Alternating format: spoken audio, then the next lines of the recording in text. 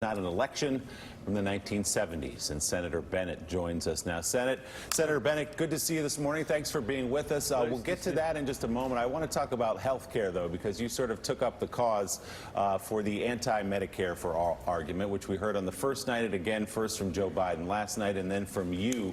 You said Medicare for all is a terrible policy. Why do you believe that?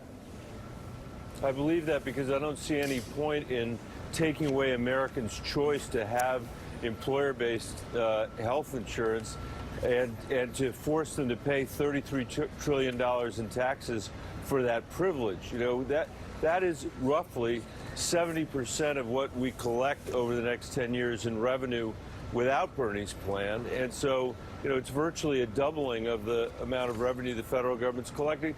The Democratic base is not for that.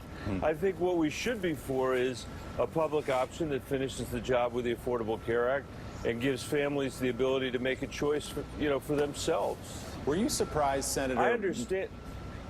Were you surprised, Senator, more broadly last night, as we've been discussing this morning and many Democrats were saying last night, at the general attacks on the legacy of President Obama, a man who has a 97% approval rating among Democrats in this country, on immigration, but also on the Affordable Care Act?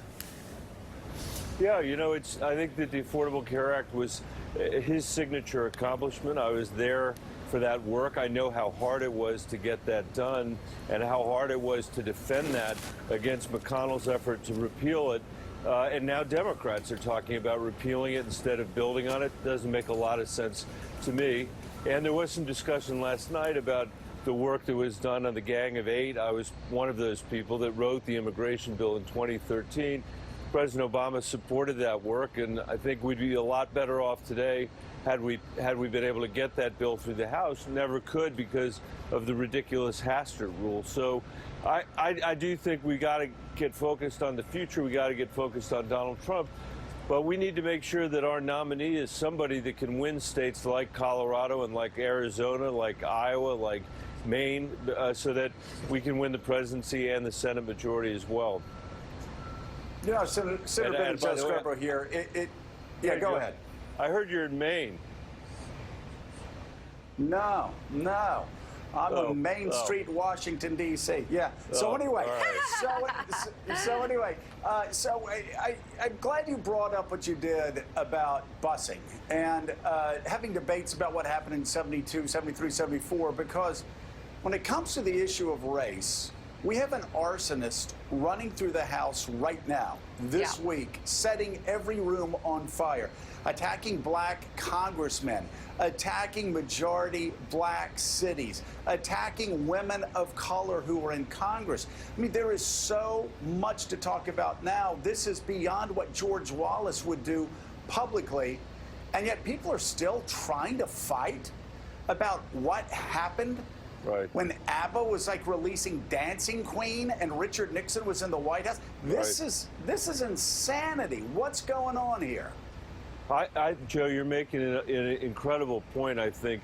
Donald Trump, for a guy that's apparently never read a book in his life, has perfected this reactionary, racist, arsonist playbook for running this country. And it's why I said last night, his racism is enough for every single American to vote him out of office.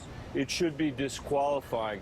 And we, all of us, not just Democrats, but independents and Republicans as well, have got to come together and figure out a way to close over this guy and close over this racism. I was in a shoe shine shop yesterday in Detroit, and we were having a conversation with the guys that work there about how a guy like Trump could possibly be elected. And one of the guys in the shop said, it's always been this way. And that is such a depressing view of where we are. We have made some progress in this country, and for Trump to be dragging us backward into this cesspool of racism and division, this is something we all have to stand up against. And these issues are real. I mean, as you know, I was a school superintendent, but in my district, I've seen progress. We've doubled the number of kids of color that are graduating and going to college. We've cut the dropout rate by 75%. We've increased the academic growth rates of kids in our district so much that a study from Stanford came out last week saying that the Denver kids it's as if they have 60 additional days of school a year compared to the kids in the rest of the state. So I'm not saying everything there is perfect. We still have huge achievement gaps, but at least we've made progress. And as a country, man, we have got to continue to make progress here, and we got to get Trump out. Let me ask one other question. What we're talking about the debate last night, and we're terribly confused by many attacks that a lot of the candidates had on Barack Obama. Barack Obama also got attacked pretty harshly about his immigration policies, which, of course, were nothing like Donald Trump's immigration policies. But you know this coming from a swing state. One thing Democrats could say after Barack Obama left office was that he brought illegal border crossings to the lowest point in half a century. And he did it in a humane way. Despite all that, Donald Trump still attacked Democrats for being for open borders. Shouldn't Barack Obama's policy on immigration be something that Democrats embrace as they try to win states like Colorado, Nevada, North Carolina, Wisconsin, and Michigan? Well, I certainly think his legacy supporting the Gang of Eight bill in 2013, which I wrote with John McCain and 6 other senators. I mean, that bill had a pathway to citizenship for the 11 million undocumented people in this country. It had the most progressive DREAM Act that had ever passed. The agricultural provisions, which I worked on with Marco Rubio and others, were the first agricultural provisions of an immigration bill that were endorsed by the growers and by the Farm Workers Union. And it had $46 billion of border security in it. We doubled the number of border security agents. We built 350 miles of fence. We were able to see every single inch of the border using 21st century technology developed in Iraq and Afghanistan, not the president's ineffective and medieval wall. And we had internal security. You know, Joe, today as we stand here, we still don't know, because 40% of the people that are here that are undocumented came here and overstayed their visas. We still don't know who they are. That bill fixed that as well. And it was very clear that to get to a place where we were pulling people out of the shadows, giving them a pathway to citizenship, doing the right thing by the dreamers, that the American people and people in swing states like mine would think it was important for us to make sure that we had secured the border so that we don't repeat the issues that have happened over the last decades or so. That is the sweet spot, I think, for where a deal is going to be in the future. Senator Bennet, given the numbers of candidates on the stage last night and the night before, it's not very often that an issue critical to American families gets enough time to be explained in detail about what you specifically, candidates, want to do about this issue. One of those issues is the American public education system.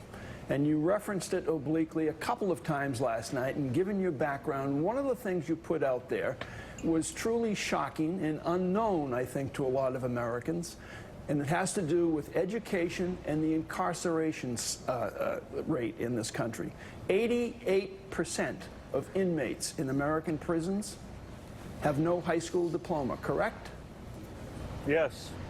And yep.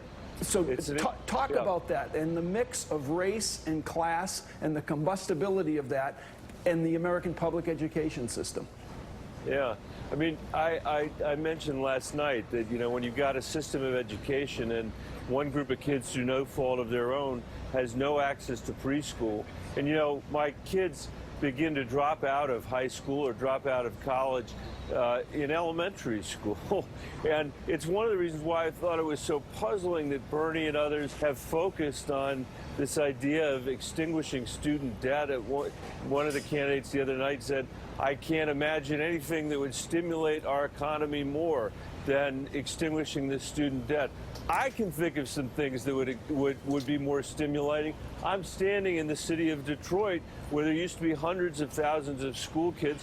There are now 50,000 kids because of this legacy of segregation, this legacy of housing discriminatory housing policy, this legacy of discriminatory court rulings that maroon the children in Detroit as they have been in cities all over America. And we need to figure out in this country how to give everybody universal preschool. We need to figure out how to shore up our K-12 system so that they're not as inequitable as they are, and so that we don't continue to repeat generation after generation after generation the kind of outcomes that we've had for kids of color and kids living in poverty.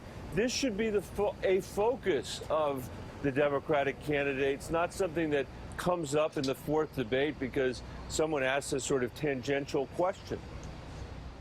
All right, Senator Michael Bennet from Colorado, thank you so much for being with us, and come visit us in Maine later this